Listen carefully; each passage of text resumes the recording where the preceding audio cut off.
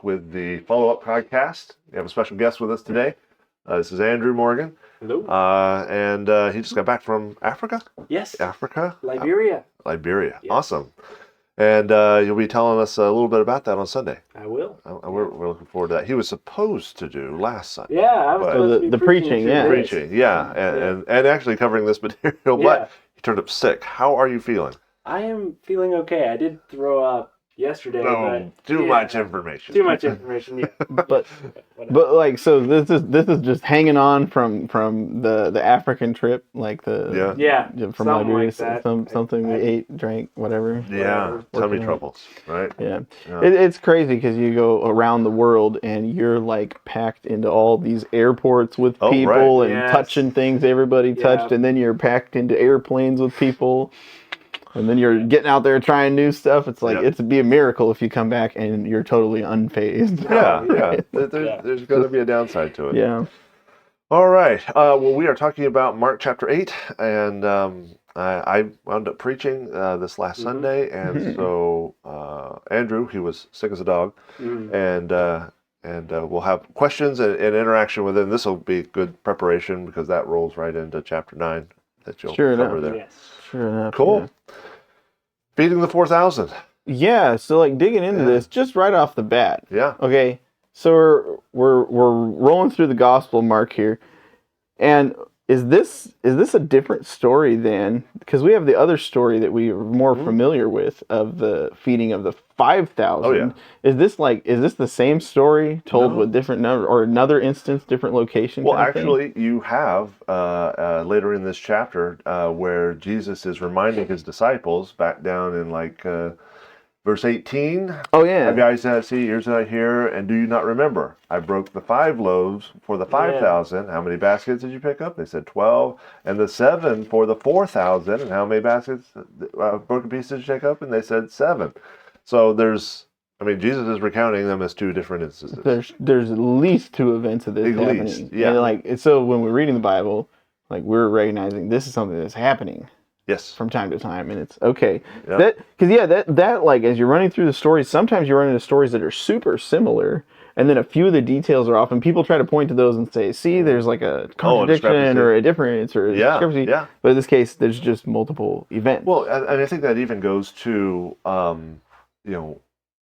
what the gospel writers say Jesus said in it for like a given sermon or testimony or parable or what have you, and there'll be slight differences. What we think of is, Jesus had to have said this once and heard once and recorded once. But I think what Jesus was doing was he was going around and saying many of the same things to new people who had never heard it before. Yeah. There's no YouTube. There's no audio recording. There's no passing around cassette tapes. So you got to go it's all word of mouth, and the disciples may be recording what they heard him say in Caesarea versus Jerusalem versus Bethsaida versus Bethel.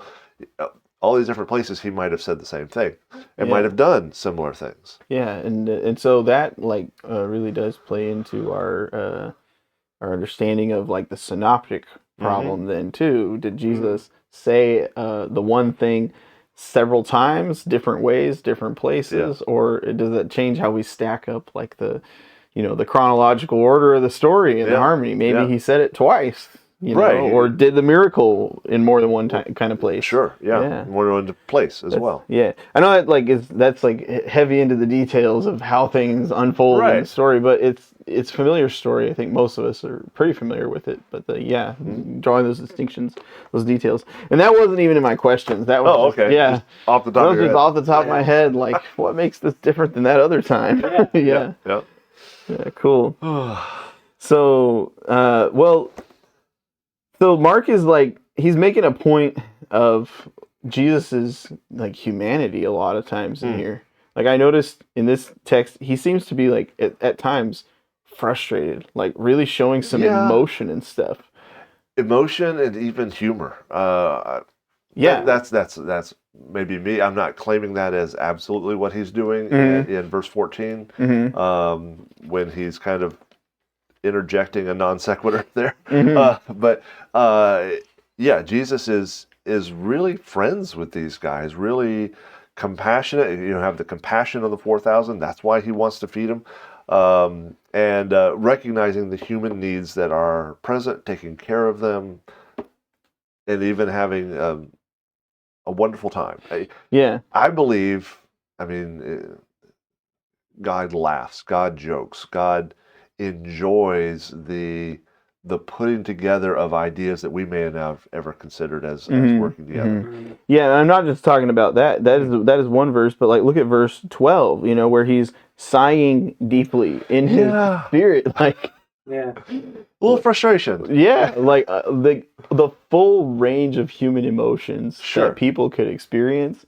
Jesus seems to be experiencing those. Yeah. There were earlier chapters in the book where it says he was angry. And so we just see like that full range of human emotions. You don't wind up flipping tables in the temple if you don't have a full range of human emotion. If you're not really in touch with the place and time that you're in. Some people try to characterize Jesus, old movies of Jesus were always like he was this ethereal, barely touching the human world and just above everything and above every emotion and things. Where I think there's plenty of evidence of him being not governed by his emotions, but using them. Yeah. Yeah. So and able to interact with people on that level. And I think that's important for anybody to get what you're saying. Does that speak to our because sometimes as a Christian you feel like there's like certain emotional quadrants that are just off limits. Like I'm not supposed to feel this way if I'm a Christian. Like you take like sadness. If you're really Christian, you have the joy of the Lord, and and it kind of confronts our or butts up against our experience of sadness or frustration. But is the fact that Jesus experiences these and lives these out, does that shed some light on our experience and what our Christian life should look like emotionally? Interesting. Wow. Should we be emotional, have emotional reactions to... Is there a time when I'm allowed to sigh deeply? Yeah. I'm thinking about that. And I'm remembering someone telling me a story of being at a certain denomination. Not really that germane to which denomination this is.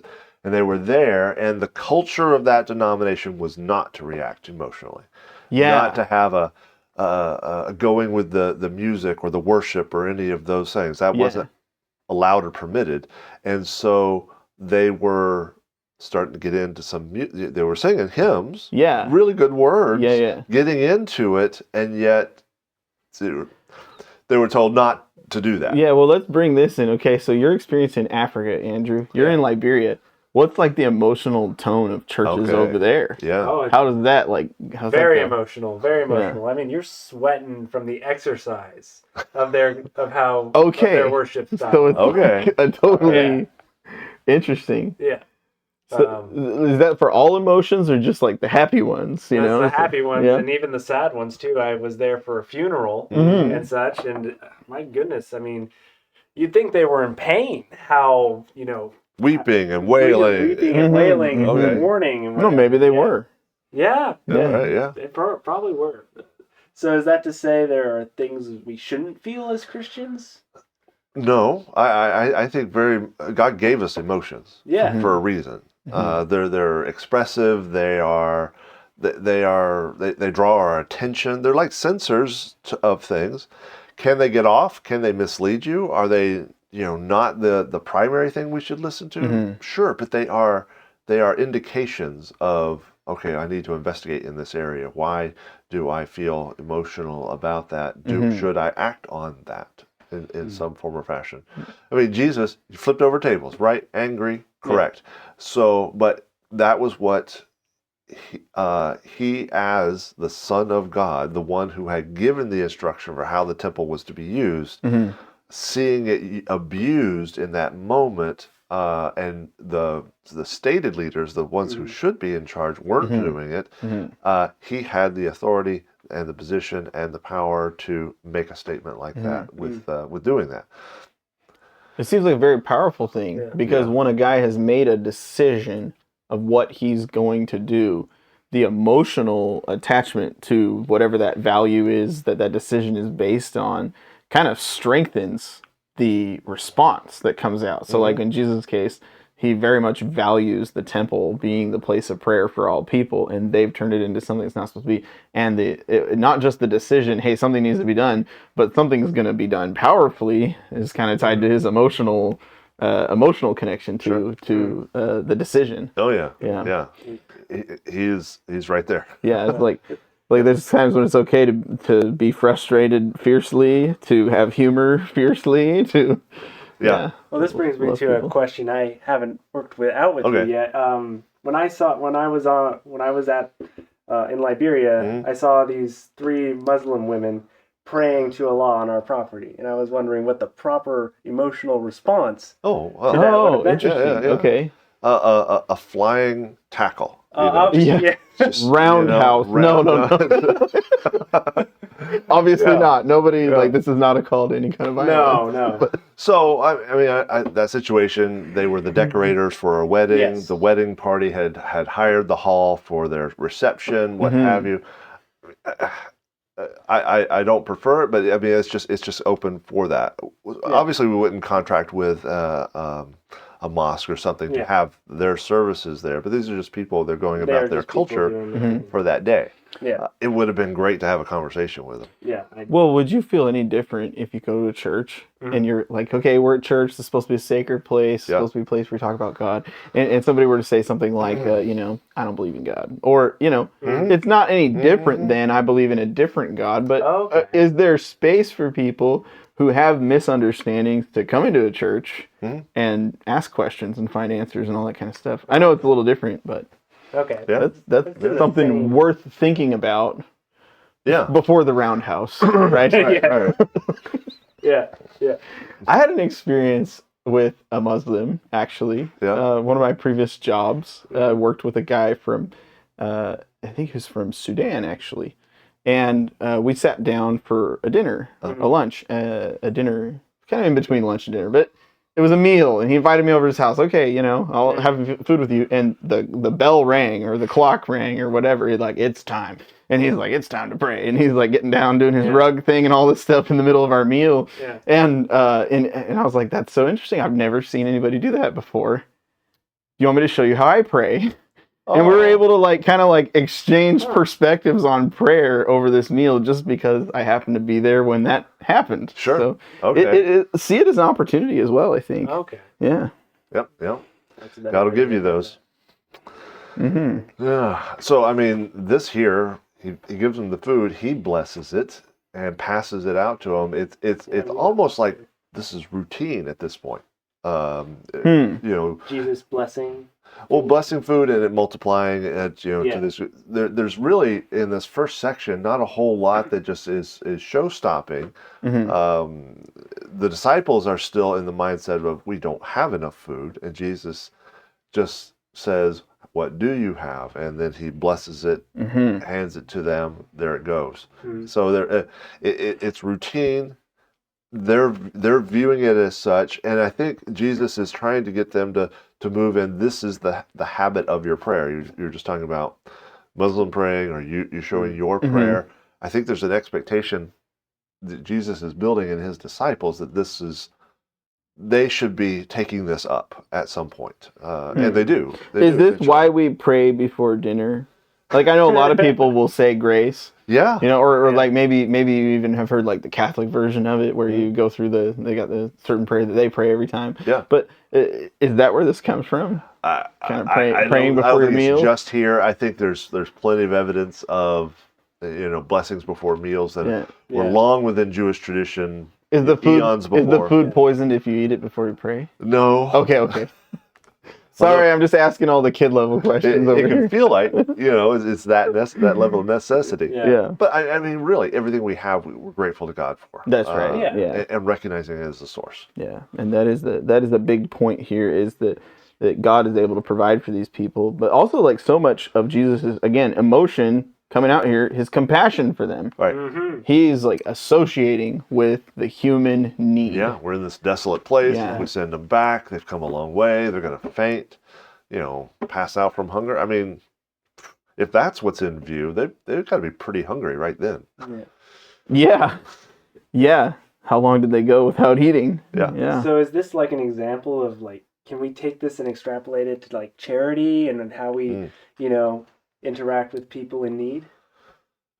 Well, certainly, compassion is a function that God gives us, the ability to see the problem and the desire to help. I think it's built within the human spirit, but it's also perfected and directed by the Spirit of God in us that takes that over, such that we actually help in ways that don't harm.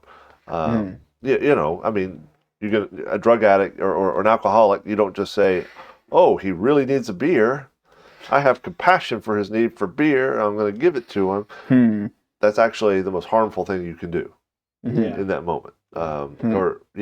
So understanding the situation, having wisdom in the situation, how to express that compassion. Sure enough. Yeah.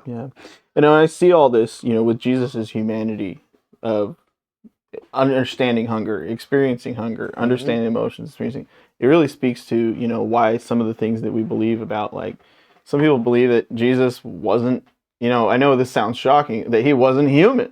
Early on, early heresies in the church were kind of like, maybe Jesus had a partial human nature or had other kinds of approaches to try and reconcile. How do you have God and man? And we were just talking about that the other night. Okay, yeah. There was like a small cushion of air, and Jesus never actually touched the earth. That was one of the early heresies. Yeah, craziness, right? Yeah. Like, crazy things. And so when we see him doing these very human things, it just like drives that nail really deeply into the theology of he's fully man. Yeah. And that means he's able to redeem us as humans. He's fully man. He's able to save us without making us into some, I don't have to become a spirit in order to for God to change my life. Yeah. Pretty cool stuff. Pretty cool. Wow. Okay, like looking further down here, we've got the Pharisees looking for a sign. Is there a difficulty here? Because Jesus just straight up, he says to them, no sign will be given to this generation.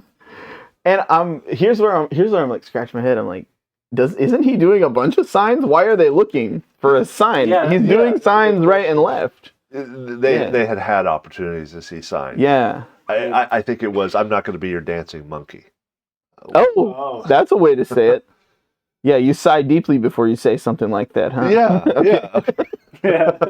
I'm not going to on cue for you. Right.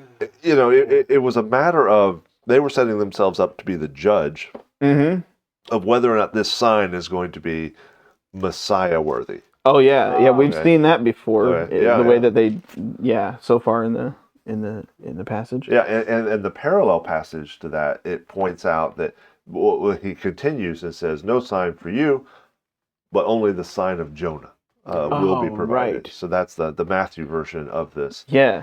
And that's 3 days in the belly of the whale, which is analogous to 3 days in the grave. That kind of thing. Yeah, okay. Now, this is a more practical question for people who are studying their Bibles, because this is like the second, third time we brought this concept up of looking at other gospel accounts and kind of paralleling. Oh, right. So earlier this week, Andrew asked, he's like, do you have like a harmony of the gospels around here? And I'm looking in the church library, and I'm like, I can't find one anywhere. One right there. Yeah. Oh, perfect. Yeah. Okay, so here you go, Andrew. There's a harmony of the Gospels. So we're solving all our problems here on the podcast. Is this one, or do you have one that you recommend for people to be able to access? This is great. And really, you want to look right up here in this area, because then you can see the Gospels. It's like the roadmap. And you can see exactly and they're in chronological order. Okay. You can see what passages and which Gospel goes together. So for the camera, of course, here that people can see. There's parallel columns, try to see. There's parallel columns of, maybe you can't see it all, of the different gospel accounts and kind of showing where they're moving together through the story. Yep. Okay, so this one is, and I'm just out of curiosity, just NIV, Harmony of the Gospels by Robert Thomas and Stanley Gundry. Okay. Yeah. Yeah, I have a much older one Ah. at my house. It's like a revised version, like very old, like early 1900s kind of thing. International version. Yeah. Sure. Cool. Yeah. So that's a study tool to enable people as they're studying one gospel, kind of correlate the events in the life of Jesus and be able to line those it's up. an essential tool. Yeah. And also to deal with the, as you were saying, some people point things out and go, that's a contradiction, or Yeah. a misalignment of the narrative is sometimes gets pointed out, and then that clears up a lot of it. Pair that with a commentary, and you get a much clearer picture. And not lose sight of the fact that each gospel writer is trying to communicate their own perspective or even theological perspective of Jesus in the way that they're telling the story. Yep. Yeah, for sure. Cool. Okay, so there's no difficulty here with the no sign thing, and we know that Jesus was going to give them a sign. He's just saying, very snappily, I'm not going to just do whatever you ask me to do in the moment. Well, there's that aspect, and there's recognizing that I am the way. I mean, I think that's the theme through this chapter. Yeah, the theme. I am the way. I am the bread. Okay. I am the sign, I think is what's being said here. It's like they're asking for a sign, and he's kind of like, you're looking at him. I am the sign. Yeah. And what my life lives out will be everything that should be qualifying for a Messiah. Yeah, maybe that's kind of packed into the question, why does this generation seek a sign? Like, why are you looking? Yeah. It's right in front of you. And then he puts those two together in the next section where they forget their bread. He does this non sequitur, odd response. It's very weird. That is off track of what. So they're asking about bread, and he says, he cautioned them, saying, "Watch out, beware the leaven of the Pharisees and the leaven of Herod." So they're probably saying, they're going, "We're just looking for bread. We only brought one loaf. What's he talking about?" But it really ties those two things together. The people looking at Jesus as a bread provider, the Pharisees looking at Jesus as a sign provider, and Jesus saying that is leaven, that testing of God, that doubting of God, that because later on, I mean, it's not just the Pharisees; it's Herod, and isn't, correct me if I'm wrong, when towards the end, just before the crucifixion, isn't Herod saying, show me a sign or something? There was this interaction between Herod and Pilate. I'm trying to remember, was it the Gospel of Luke that pointed out that after they had this exchange of examining Jesus, those two guys actually became friends. Right. Yeah. Over the the controversy. Yeah. Right. And so there was this curiosity of Herod of, is this legit? Yeah. Is this guy real? Because there's rumors had been circulating. Right. Jesus was John the Baptist raised from the dead, or something like that, and that might have even be in this text. It was either a chapter or 2 chapters ago. Where Herod. Oh no, it's this chapter, verse 27 through 30.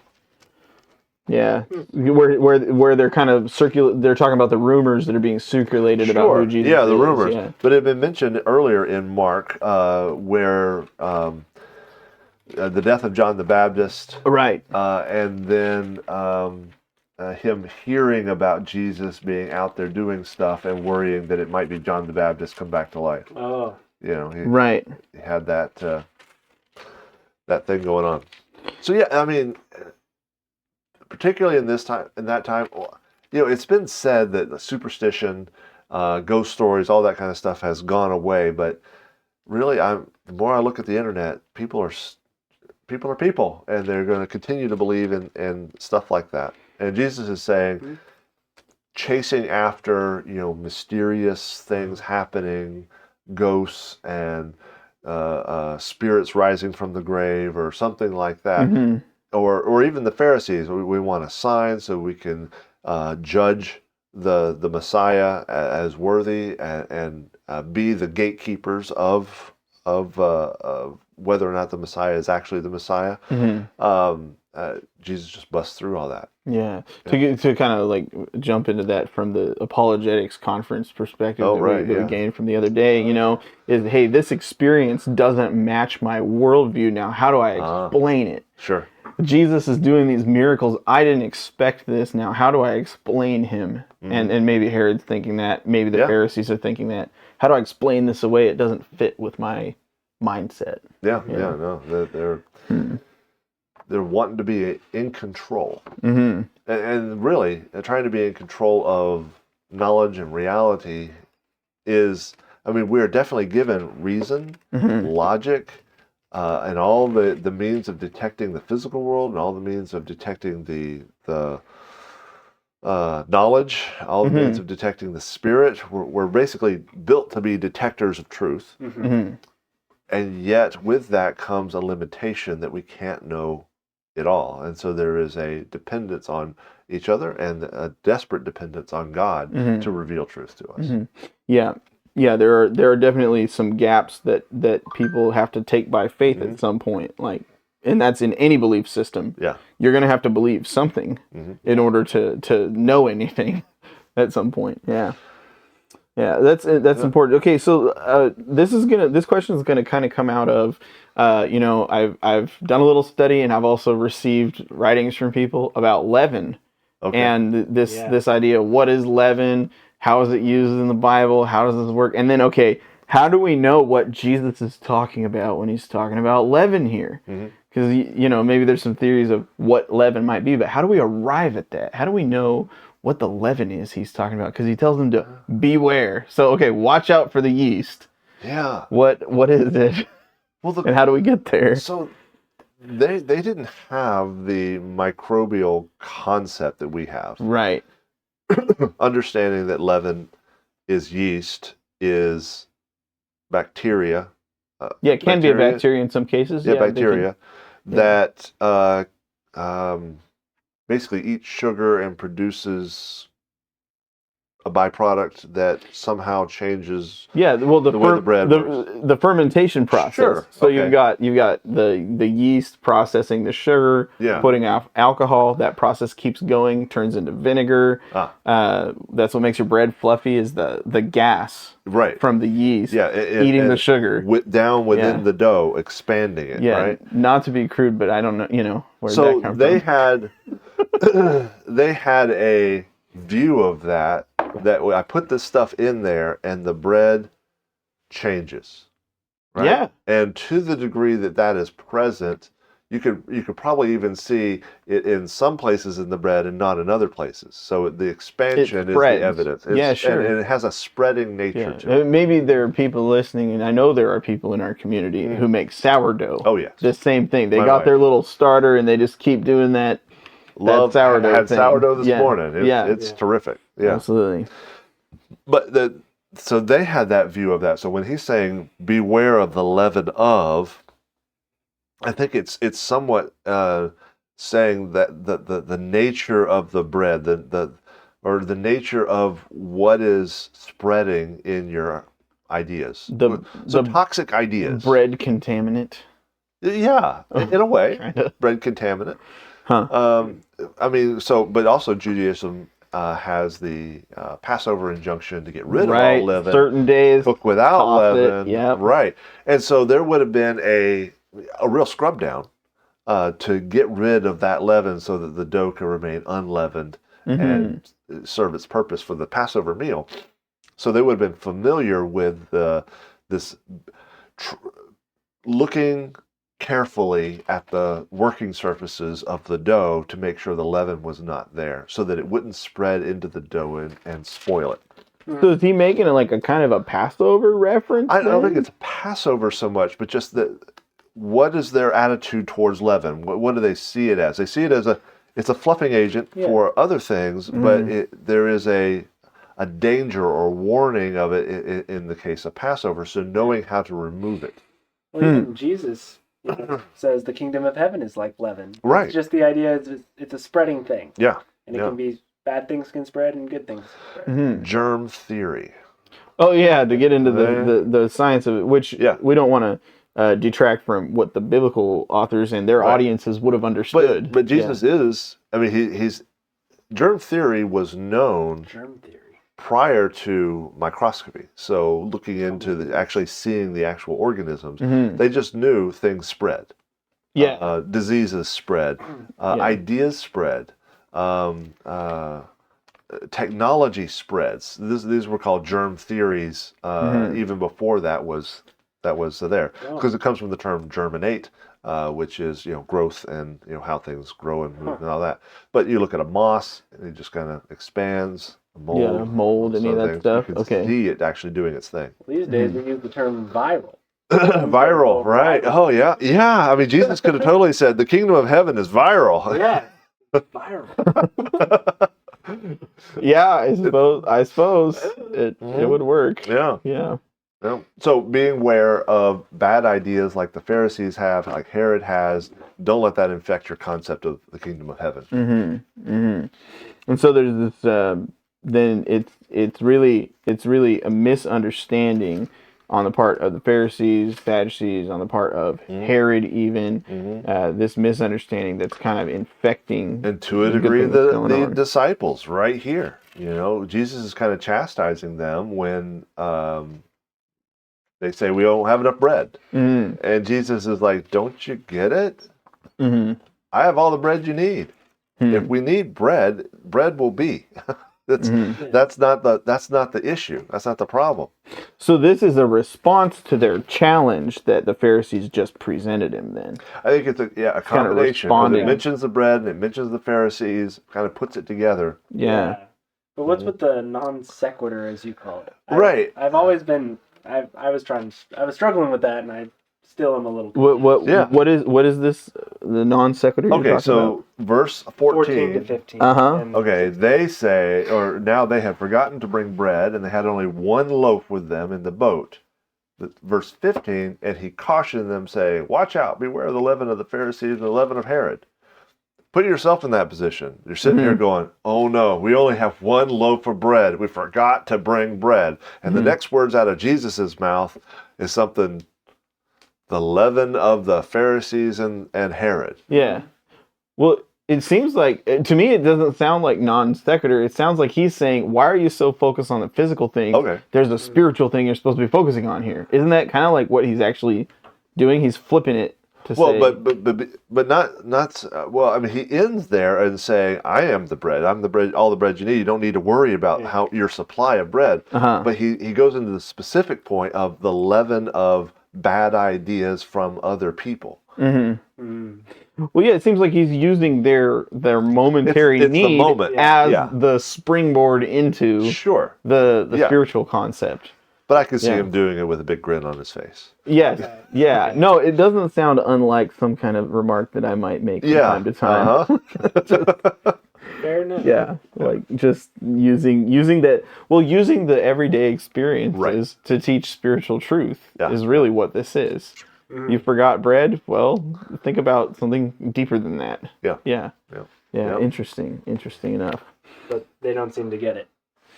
And no, even by the end of it, they're probably just standing there going, "Yeah, I get it." And he's like, "Do you not yet understand?" Yeah, it's almost like they're living the parable. Yeah, the parable. They are the parable. Yeah, they are the parable in that particular instance. That's wild, huh? Okay, now he's quoting. Now this is an interesting one. Okay, is he quoting the book of Jeremiah at them here? Where he says, having eyes, he says, do you not yet perceive and understand, or your hearts hardened? Having eyes you do not see, and having ears you do not hear. Is that deliberate, or that's kind of a constant? Back when we had the chapter on with all the parables, that's a constant statement: eyes to see, ears to hear. Yeah. Do you not have them, or whoever has them will hear and understand. Yeah, constant referral back to Jeremiah. My memory's fuzzy. I'm feeling like it's maybe Jeremiah chapter 5 or so. But yeah, so he's pointing back to a generation that wasn't able to see and understand what God was doing in their midst, and he's referring to the disciples that way in their own ability to understand. or inability then. Yeah, Jeremiah 5:21. That's right. Yeah. Yep. Yeah. Yeah. Well, he's calling them out for not hearing or seeing. Mm-hmm. He told the parables are for those who hear and see, over and above those who don't hear and see. And then he explained the parables so that they can hear and see. So he's that's really the discipleship, is so that people hear and see truth. Mm-hmm. Mm-hmm. So it's definitely that's like harsh. Yeah. To me, Yeah. like, Well, hey, they're students. Yeah. Yeah, so I guess you do kind of have to be confronted from time to time to really Right. wake up and open your eyes and pay attention. Yeah. That is maybe a call to, hey, pay attention to what's really important here.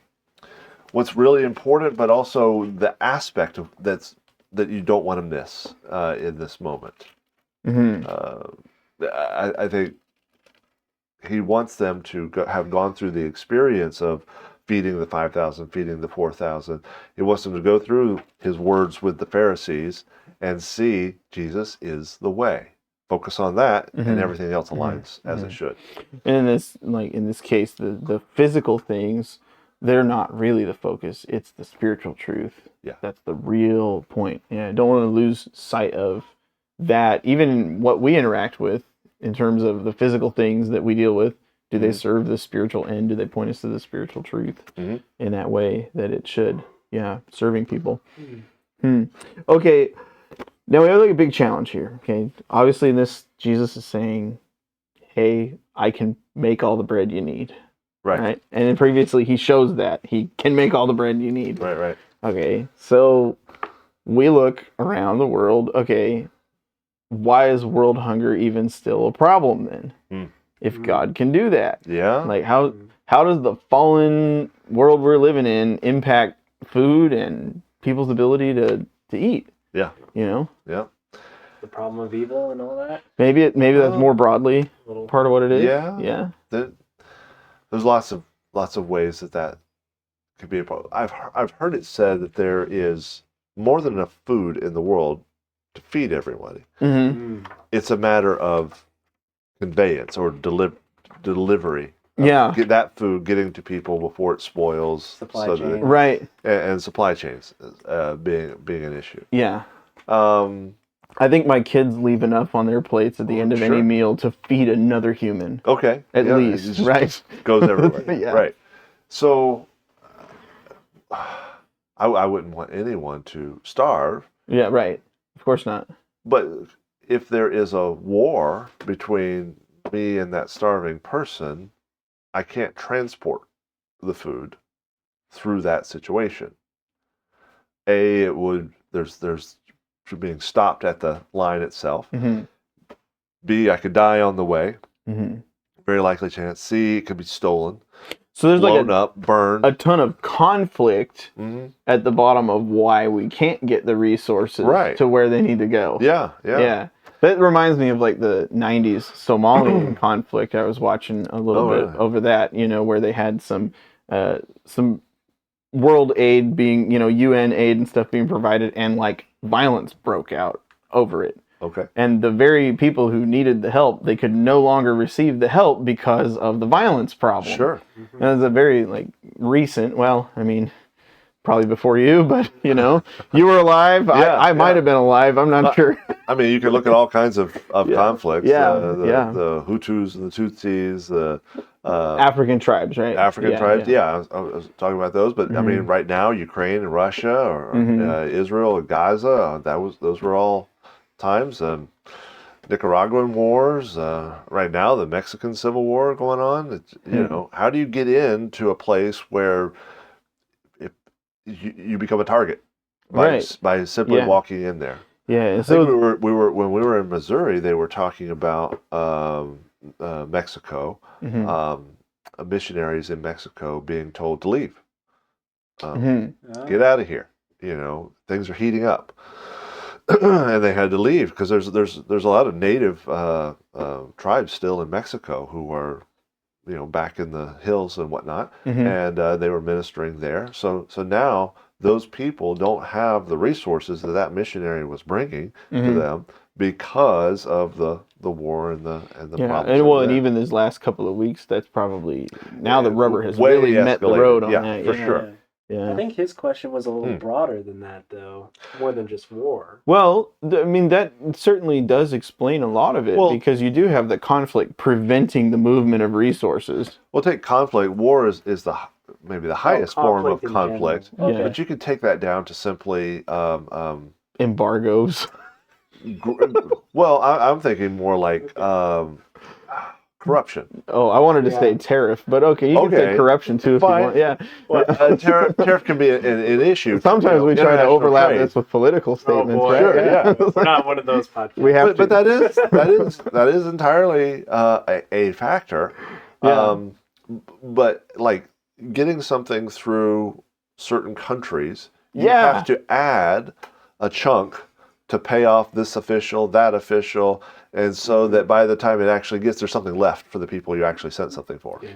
Yeah. Or more recently and like immediately relatable is Morgan's guava paste that got stolen from him when we were going through the airport out of Brazil. So even then he was going or coming from Brazil? Coming back, yeah. So he's coming back and he had some guava paste. They took it out of his bag. They were like, nope. No, you can't have that. And we were sad. Okay. But was there an opportunity to bribe said person in order to make that happen? That was come on, we're supposed to be good Christian people. It's a missions trip. We can't be bribing government officials. No. But in certain places, that is the government. That is the custom. You bribe the official because that's what must be done. So back to the corruption issue being But down at the bottom of that corruption, that taking of that section as it's coming in, takes away from further down the chain it being able to operate. Now I understand government, you were talking about embargoes and tariffs and all that. So there's implementation, there's this infrastructure for goods and services coming into a country, and that's part of how the government runs on that. It can be unfair, it can be unbalanced, and it can be detrimental to their own people, but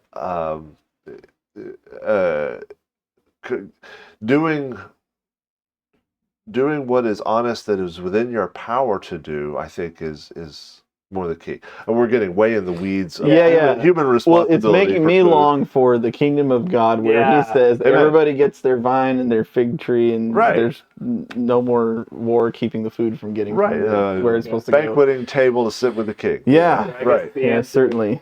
So would you summarize the answer to the question?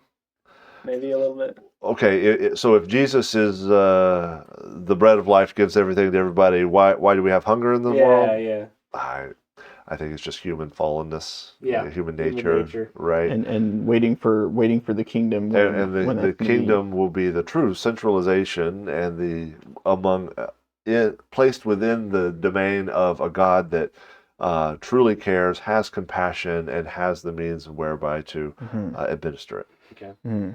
Yep. Yeah, that makes sense. So, I mean, healing. He's going to heal here, the blind man in Bethsaida. And why doesn't he clear out hospitals? Because he has a purpose that he is teaching towards. And then he brings them smack dab confronted with, who do men say that I am? Yeah. What does this phrase mean? Because the answer that Peter gives is, you are the Christ. Okay, and a lot of times we treat that as like Jesus' last name, right? Christ. Like Jesus, Christ. What does the word Christ mean? Because Peter's pointing to like very specific, you are the Christ. Right. What does it mean to be Christ? Well, Messiah, just like hero. So Messiah would be like the Hebrew word for it. And then Christ would be like the Greek word for it. Correct. Okay. Yes. But I think you could say there have been other redeemers, not from sin, not the totality, but they've come to, like you have the judges coming in and redeeming Israel, or doing the fight, or the whatever. Yeah, or at the family level, purchasing back the property. Right. the people. Yeah. Right. So, Yeah. so that's a savior in that someone came and saved something. Or like the temporal sense. But this is this is like the one and the only kind of thing. The real ultimate. Mm-hmm. You are the Christ. So were they using the term Christ for several other people before them? Before Jesus? Well, Messiah, so there are definitely messianic things that point to the Messiah, but there is the Messiah, the Savior, that's what that term means and implies, in a lesser sense.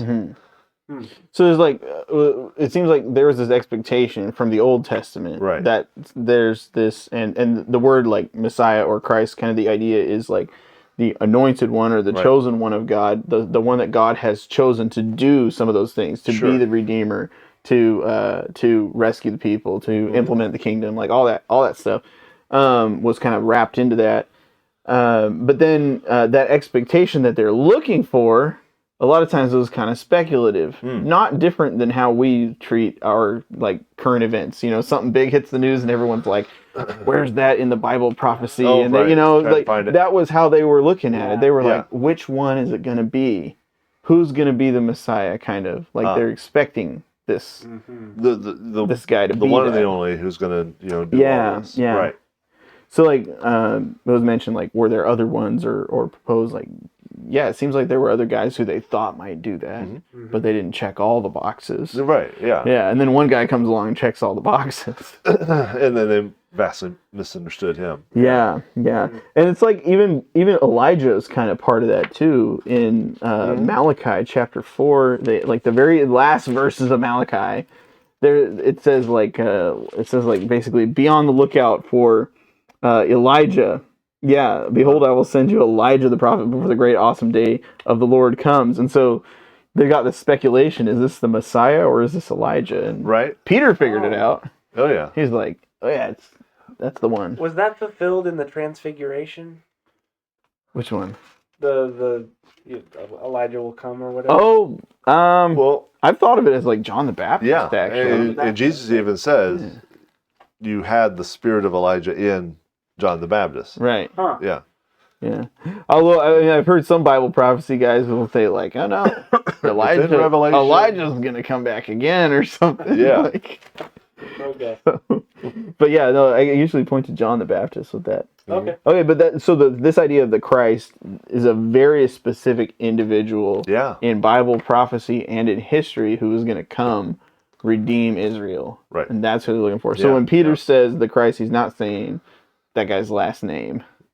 Like as if I was the Wilder or something. You are the one, one that it will redeem, save, who is chosen, who is anointed of God to do the great work that you're supposed to do. And then it follows on in other Gospels. Jesus says to him, "You didn't think of this; God revealed it to you." Mm-hmm. And so, with Jesus' coming and being the Messiah, all the misunderstandings that they had about that, he goes on to explain the big one of what he's going to do to redeem Israel. And he explains something they didn't want to hear, that they weren't ready to hear when he says, I'm going to go to the cross and I'm going to rise again. That's the next section here. Yeah. He reveals to them his plan. How did they miss the part? I mean, because Peter has a negative reaction to this. Yeah. How did they miss him saying, I'm going to be delivered up, I'm going to be, have all these problems, I'm going to be crucified, and then I'm going to rise again? You would think Peter would be like, wait, what? How does that work? Instead, he's like, oh, don't talk that way. Yeah, like it really bothers him. Yeah. And it's so interesting because he repeats this to them at different times in his ministry. Right. He says it over and over again, and they're like, we don't really want to hear that, or they're not listening, or something. So hung up on the dying part. Yeah. The here and now part. Right. Yeah.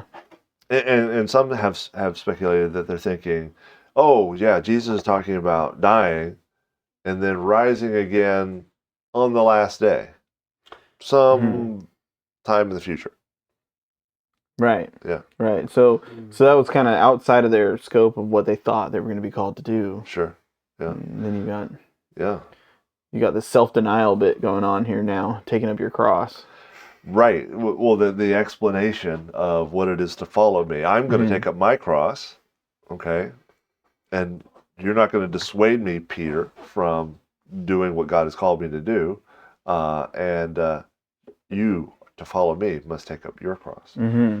Now, he's saying that to a wider group of people, but he's really calling them to a life of sacrifice, a life of not looking at this world as the the gain in this is what's going to save your life. Yeah, it's not the end in itself. Right. Yeah. Yeah. Okay. Yeah, and that's so contrary to how we like perceive our sense of purpose in the world and how we be happy and all this stuff. You know, people they've got all the stuff. You got your self-esteem, your self-confidence, your self-love, all this like concepts of self that drive our what we consider to be a thriving human being. They've got to have like a healthy image of themselves and self-serve. Like there's a lot of very selfishness to our culture's approach. Yes, I mean there's selfishness, but there is if you think that's all there is, if you think this world is all there is, what else you got other than yourself? Well, yeah. Yeah. I mean, think about it. Even if you had, I love my family, I love my kids, love my mom and dad, that, immediate family below and above. What use is that even then? We're all just vapor and dust that's going to blow away and never be remembered. Yeah, yeah. And even in those relationships, this is to let C.S. Lewis spill out some more. Okay. I keep doing that throughout the day. I've been reading his book, The Four Loves, and he talks about how affection is sometimes is self-serving. It's the need to be needed. Sure. I love my family because they love me back, or I love them because I need to love them because that's something that I can do and get meaning from. Mm-hmm. So even in those relationships, sometimes it comes back to the self. So Jesus is calling us to like give that up in a sense. Then when he's calling us to carry our cross, that very much is take up your cross. That's what happens when you accept the dying to self that is a part of following Christ. It's no longer about how someone did you wrong in the past, how someone is not appreciating you, how someone else is noticing you or praising you or thinking, those things become secondary to is Christ enough? Is following Christ and my relationship with him enough? And if you do have that, if you truly know him, it is. You can literally be rejected. We talked about rejection a couple of weeks ago.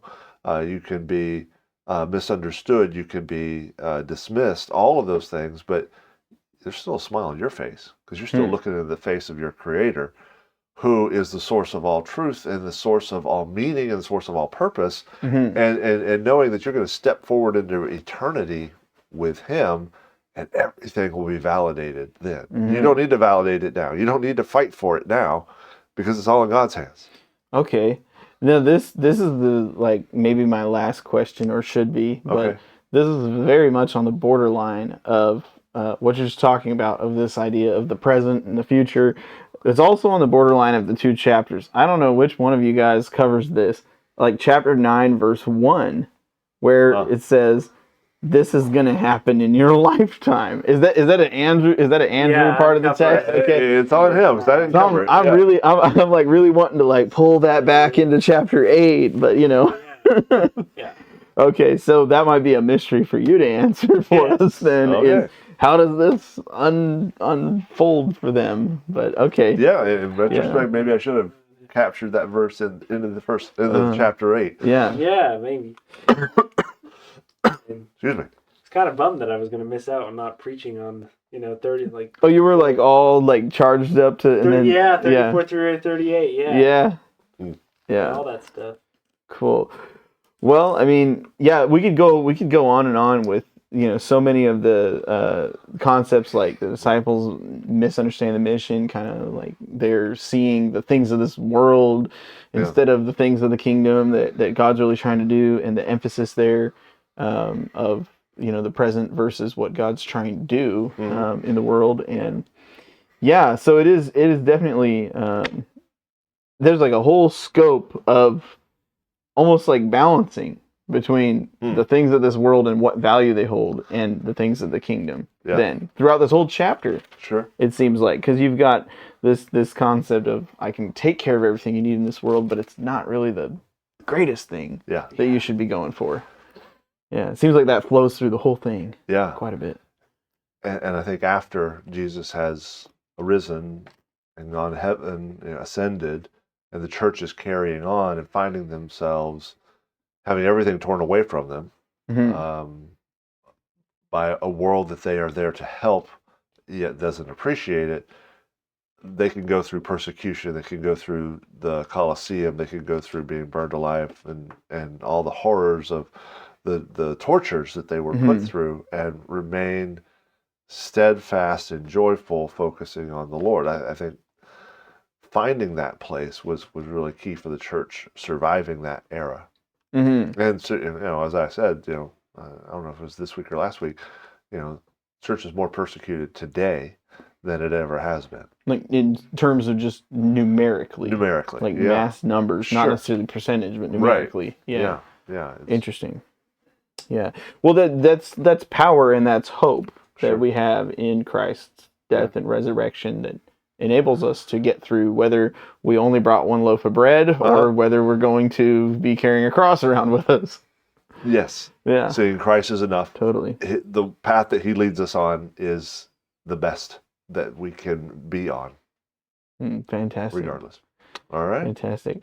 So we have to look forward to this weekend. 9. You're going to tackle chapter 9. All right. We got.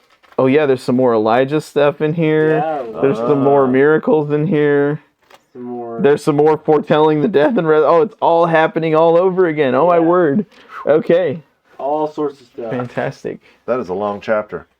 So we're gonna do some conferencing and we're figure that out together. The after show is for our paid subscribers only. So no, I'm just kidding. We don't actually have that yet.